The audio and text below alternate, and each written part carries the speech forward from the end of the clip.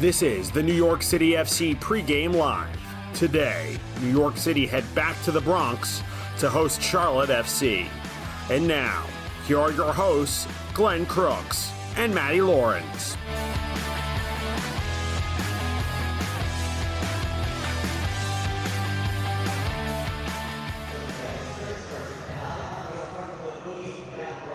Wait one pickin' minute. We left somebody out of that intro. Yes, it's Glenn Crooks. That's me. There's Matty Lawrence. That's him. And the guy behind us is Tom Kolker, part of the original broadcast team for the New York City FC network. It's been a week of celebration, so why not continue it? You know, yes. We've been talking about this all week. We'll end it after this, probably. You know, we won't say much about it after this. But Tom has taken the Amtrak up from DC United, or Washington, D.C., I should say. He doesn't really affiliate himself with DC United. Let's hope not. Otherwise, it's been a tough few years for him. Yeah. And hanging out in Central Jersey with myself, and we all drove in together. So it's really nice to reunite as New York City gets ready. And Tom will be on the broadcast. We're going to go 3 in the booth today, as we did during all of COVID. When Tom was in D.C., Matty was in Manhattan, and I was home in Central Jersey, and we had this system which they attempted to increase the price by 300% when we asked to use them again. So we not that he's bitter. We eliminated their services after COVID, but we were able to do the broadcast. So that was it was a difficult time, obviously, and empty stadiums. Even though we had effects, you couldn't hear anything except you could hear the players and the coaches. Yes, you could, and the referees on occasion. We had a lot more swearing. Nice. And I didn't need and I didn't need the shampoo. I didn't need to bother showering. Exactly. I was just at home. But now it's a special occasion. So yeah, both today, the shower, the shampoo, smelling good today for you guys. You guys do. We're very tight in here, so everybody does smell good. This particular game is, and New York City in particular, drawing a lot of interest. It's safe to say that it's a club, and maybe deservedly so, was under the radar, throughout really a majority of the MLS season. But New York City, one loss in their last 8, and they're coming off a dramatic victory over Columbus, certainly one of the top teams in the league as we know it. Had to come back twice and then score the dramatic winner in the 94th minute. Julian Fernandez getting his first goal in 21 games.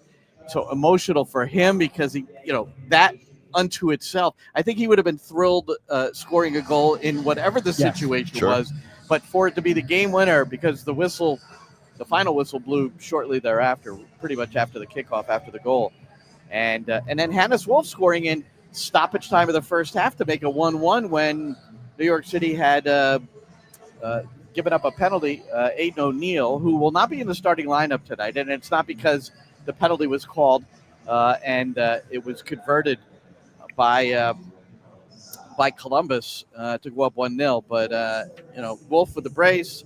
I mean, it really was. And Matty said after the game, we both agreed that it was really one of our most entertaining broadcasts. Fun to do, and sometimes you're sharper when it's nicer to have a game that's back and forth. Two good teams. And I think part of that is down to what you said, that this team's gone under the radar, and rightly so, because they've been so wildly inconsistent, Glenn. It's only been recently in this last little stretch of 8 games where they found consistency, 6 wins from the last 8 in terms of MLS play. And they felt like a team, I don't want to say much more together, because I think they've always been together, but they've been pulling in the right direction, I think. I mean, everybody's totally behind their head coach.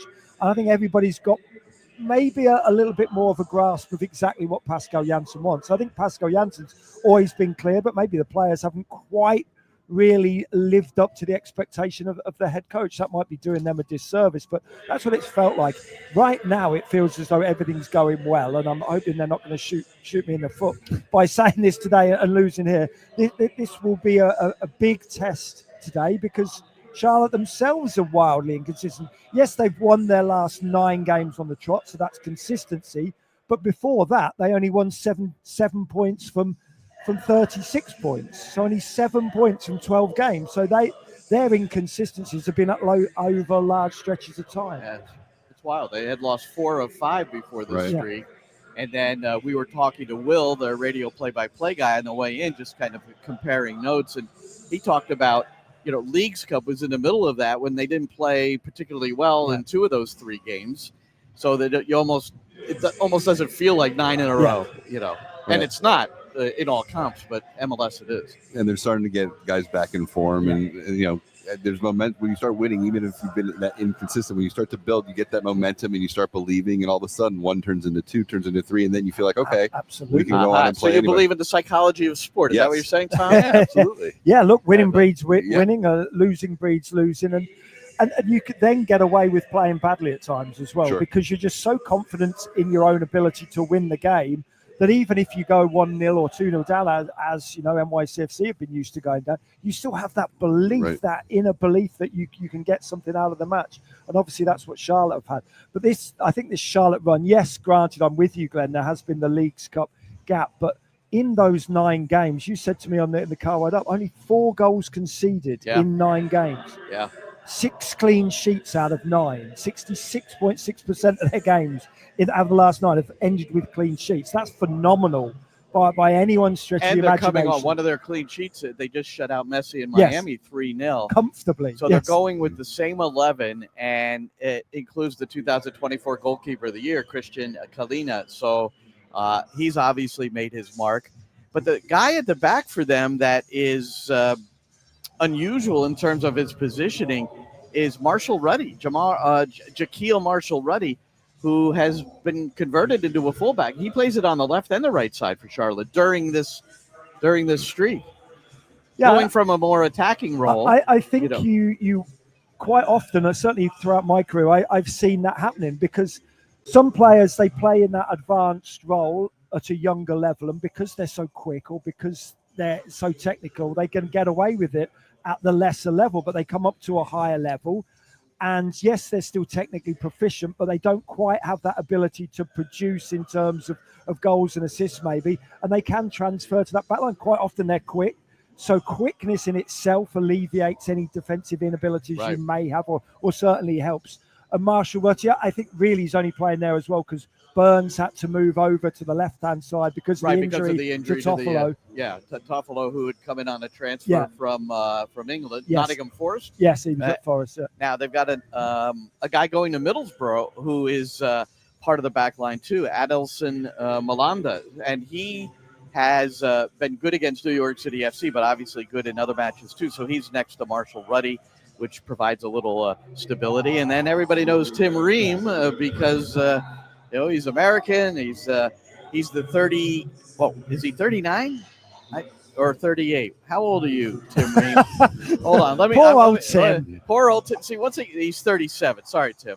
But right now he's the captain of the U.S. men's national team. And one of, with Matt Free, should say, one of the first names on the team sheet for Pochettino right now. Right. And I don't think anybody would have said that 6 months ago for both of those players. Ream is certainly there. Yes, he's a good player, but for me, it's all about his communication. It's all about his leadership skills. For Tim Ream, that doesn't mean that's not why you're in a team, but that's a big part of it. He's a wonderful person to have in the dressing room, Tom, as well. And for New York City, you're coming in off an exciting win. But when you think about the form that Charlotte's in, do they change what they do offensively or tactically today? Because they feel the pressure of, we may only have so many chances to get goals, so we have to really try and take advantage. Because clearly the thing that's allowed Charlotte to have this form is their solid defensive play, right? Absolutely. I think what might change their decision how to play is the fact that every assistant coach and Dean Smith has been out wandering around the field, stepping in all the areas where they stepping off the 18-yard box, calculating how every the distance team comes in here does that. I've seen there have been more Charlotte coaches out here. I didn't see Miles Joseph, but I'm going to give him Miles, it's interesting. His daughter plays for Rutgers University. So Miles, who was the assistant here to Jason Kreis the first year of the franchise, is now the associate head coach to Dean. But he said, hey, you want to travel over to Rutgers together? Because he's staying in the area and going to see his daughter play tomorrow. a game I will broadcast on the Big Ten Network. I'm sure you guys will both be listening. Oh, of course, yeah. We always do. Yeah. To everything you do, Glenn. We don't miss it. But Miles, I didn't see Miles out here, but I think every other. But yeah, Dean Smith and Ashley Westwood, the skipper, were out there. Yeah, that's right. And as I say, I was maybe paraphrasing or making up, but they were saying we definitely won't get this at Villa Park. They both obviously Dean Smith was the manager at Villa, and Ashley Westwood was fantastic for Aston Villa in the middle of midfield. But yeah, I think it can get in players' heads. I think it can get in players and coaches' heads. This stadium and then the makeup of the pitch. But what about the fact they're going for 10 in a row, which will be an MLS record? And I discovered yesterday, I didn't know this. Dean Smith, just listened into his presser. He had a 10-game win streak at Aston Villa. So he brought that up that he'd like to match that. So of course he did. He's patting himself on the back there, wasn't he? Do you remember back when I did it? Yeah. So I don't know. Coaches don't often bring that up. I like the honesty. That's great. It does mean something to me. You know?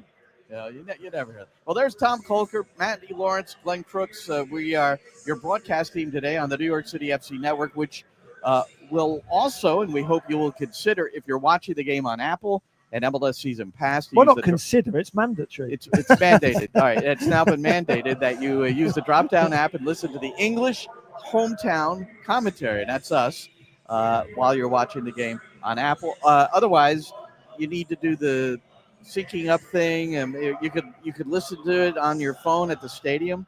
I don't see anybody holding up their phone like this, though, Matty. So maybe they got the actual.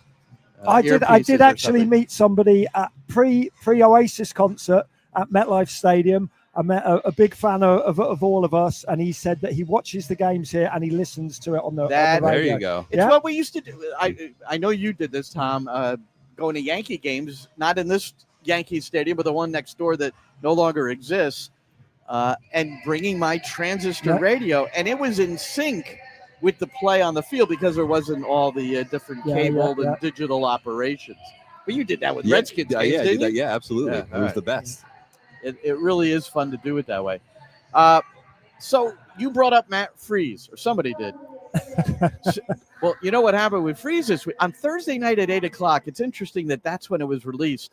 Yeah. But regardless, 5-year extension to his contract here in New York City, which is a good move on the club's part, I think. Yes. Through 2030. So ostensibly, Freese will be here when Etihad Park opens up in 2027 across the road from Citi Field, if somebody doesn't pick him up in an overseas manner. But anyway, I brought the Matt Freese goalkeeper extraordinaire to his head coach, Pascal Janssen. This is part of the pregame show, which you'll hear coming up at 11:45 on the network. But here it is for now. It starts with his attitude, the growth mindset that there is from day one when we met.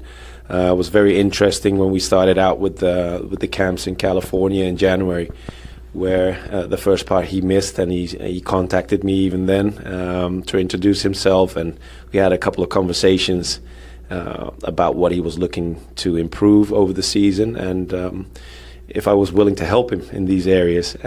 Leadership was one of them, making sure that in decision making, in possession, in build-up phases, making sure that he would be able to recognize more situations, playing the spaces behind the defense, because I'm a big fan of a high line, obviously. So those were a couple of things that we discussed. But the personality is the one that triggered me the most, because he came to New York believing that he could become a better goalkeeper, and he has a very clear plan in which areas he wants to improve and who can help him improve in these areas. And I'm very blessed that I'm one of the people that can help him improve. His starting position, there's no question, it's higher under you this year than I've seen in the past. Yeah, I think so too. We know this obviously because we monitor that in several situations, and demand also that he takes these positions in order to be helpful for the team. And he has grown in this area very much. So hopefully we can continue this progress. And the leadership aspect for him, let's just go on the field. Mm-hmm. Your keeper has to be vocal, has to give direction, mm-hmm. and has to overcome mistakes and still be that leader. Is that part of what you're hoping to keep pushing him along with? Yeah, that's very well spoken. these aspects are things we try to discuss and keep the conversation alive as well.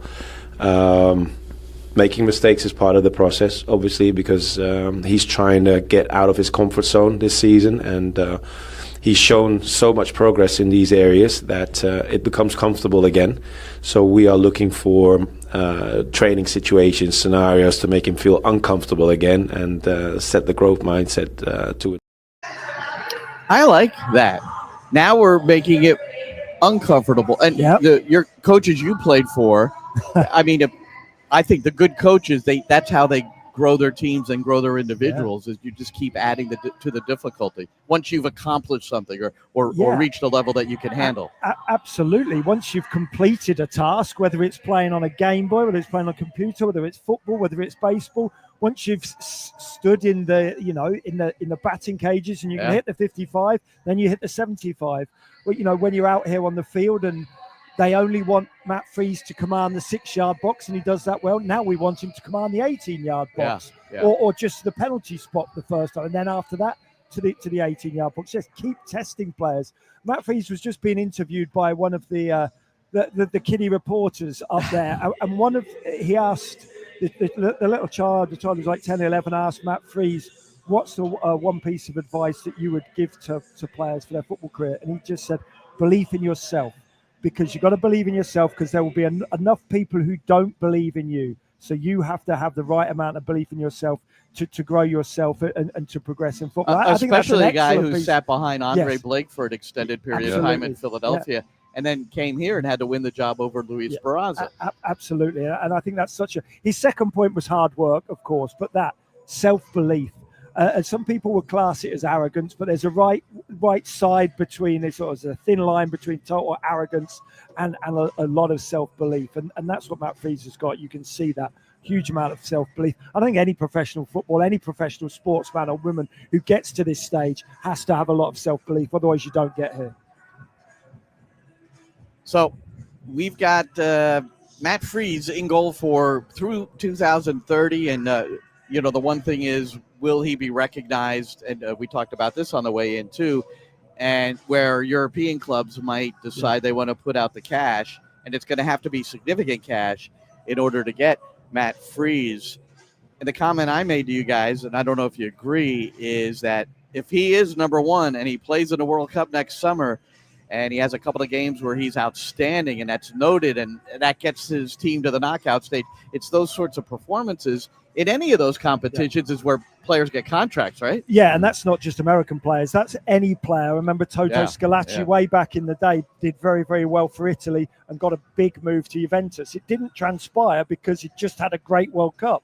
And he was a goal scorer, and he maybe got a little bit lucky in the World Cup, but got a big move. I'm not saying Matt Freese is going to get lucky, but without a shadow of a doubt, because Matt Freese will be 27, 28 at that time, which for me is you're not quite even peaking as a goalkeeper. It's 28 to 32 for me is the age range, if not a little bit higher, for when a goalkeeper peaks. Especially somebody like Matt Freese, who has gone through the collegiate system here, has only been a professional goalkeeper for a relatively small amount of time, and has only been a starting goalkeeper for even less amount of time. There's still plenty more that he can learn and progress with and improve on. Yeah, and this goes across all sports, but when there are major events and the spotlight is on you, it might be someone that doesn't even have the same recognition as a Matt Freese or the pedigree or the backbone. But at the end of the day, you have one or two big games, and all of a sudden there's a buzz, and it seems like there's a wave of momentum, and the next thing you know, you're being linked to this team or that team, and then it happens. So, and if you can do it in those big tournaments, that means you've got the mentality as well, in the big occasions. Proof of doing it under pressure. We've got the lineup scrolling on the lower third. If you're not watching and you're just listening, just one change for New York City FC. Aiden O'Neill is down, and Raul Gustavo, who got injured in his debut about 5 minutes in and hung in there, mentally tough to get through that Chicago game. He was subbed late, but he was struggling. But he's back in the starting 11, so he'll work in central defense with Thiago Martins, the captain. Julian Fernandez, despite that great goal, not in the starting 11. And I brought that up with Pascal Janssen as part of our pregame show. And Matty, I think you'll especially enjoy this as I use an example of a former Manchester United player to see if it could be utilized with Julian to keep him sharp in that substitute's role. Now, we had some synchronicity a while back talking about Julian Fernandez. It was after he tried to hit a shot too strong or with too much power and he missed the target. Shortly thereafter, I was sitting at MetLife Stadium watching Cole Palmer just pass 2 goals into the back of the net. I mentioned to you that maybe you should show Julian, and then you said, have you talked to him? And I did later, and you had put on his phone those 2 Cole Palmer goals. Yeah. Fantastic. Yeah. Now, I don't know if we'll be synchronatic on this one, but I looked up Ole Gunnar Solskjaer. He was behind Dwight York, Andy Cole, Teddy Sheringham with Manchester United, right? In the early part of his career, just like Julian here, he scored 28 goals off the bench, including the game winner against Bayern in the Champions League in 1999. Yeah. Not only did he accept his role, but he thrived. So it'd be interesting for Julian to know that story, I would think, because you're dealing, like you just said, you're dealing with a talented player who is just not going to get the minutes considering the players in front of him, just like with Solskjaer. Yeah, that's a good comparison. And sometimes you'll have phases in your career where you have to settle for these type of moments also. But that makes it even more impressive at the age of 21 how he's dealing with this situation, because this is a period that he will always remember. He was a big signing for us as a club, with a lot of expectations, obviously. He's played more minutes this season than last season. So for him, it's very important to see that there is still progression there and that he's moving forward and getting in competition with better players around him is what should drive you to the next level. And that's what he's trying to do every day. There's Pascal Janssen talking about Julian Fernandez. I thought that was pretty good that I rolled out Solskjaer. And 5 years later, he was on the bench against us in the 2004 FA Cup final. So I was going to ask if you played against him, but he was sub. He came on for 6 minutes in that game. Oh my goodness! Oh my goodness! You know what's even more impressive? Thinking back to when we first started doing these broadcasts, the fact that you guys don't know this, but the fact that Glenn is controlling all of this behind the scenes and getting these clips and getting us on air, that's more amazing than anything. It's a credit to you. Well, with no stress either. No, and telling us to sit down and be quiet and not talk to him. I did. I said, as soon as we arrive, no one's allowed to speak to me for a good hour.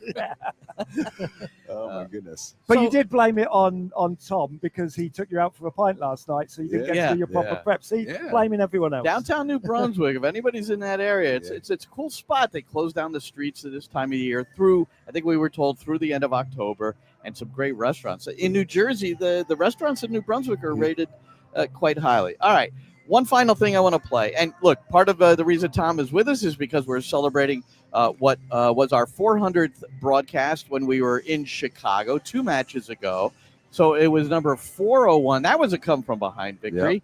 Then another rally in this most recent Columbus. We've learned officially 7 games this year where New York City has come from behind to win, and they've garnered 23 points from a losing position in a game during the course of the season. That puts them in a position to possibly finish in the top 4. They're actually thinking Supporters Shield now, unbelievably. But for 400, we're grateful to the club and Matthias in particular, along with Aya, who helped produce this. Whoop, not that. I am the lead commentator on the radio. I've been here since the first kick, which was in Orlando, and so it's the 11th season. Estuve en el primer partido en Orlando y desde entonces ha sido como una montaña rusa de emociones. Es el campeón de Major League Soccer. Shot, and New York City wins the first MLS Cup on their first. To have the opportunity to be with a professional club consistently for that long has really been amazing. Para mí es súper importante eso, el hecho de poder narrar para una comunidad que le encanta el fútbol, que si le podamos dar un pedacito de algo que los hace sentir en casa, entonces estamos haciendo bien nuestro trabajo. ¡Alegría, mi corazón! ¡Vamos!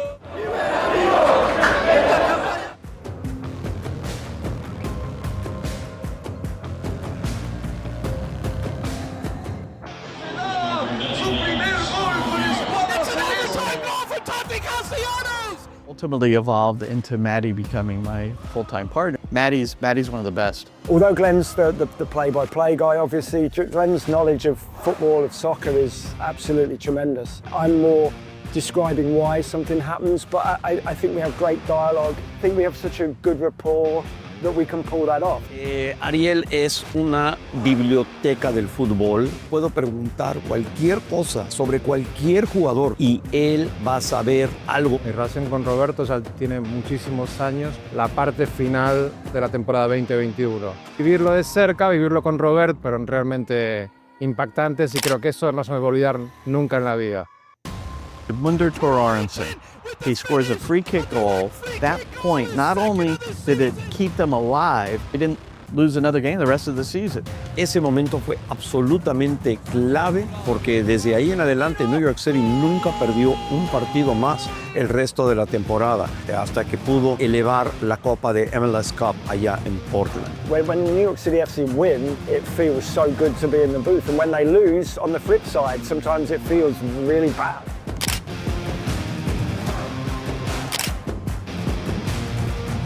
I hope the supporters feel that way about both myself and Roberto, that we've been here from the start. So we've seen everything, we've absorbed everything, we've grown ourselves as broadcasters and as part of this New York City community. Yo siempre he dicho, New York City FC me paga, o ESPN me paga, o NFL Network me paga. Yo no trabajo para ellos, yo trabajo para la gente que nos está escuchando.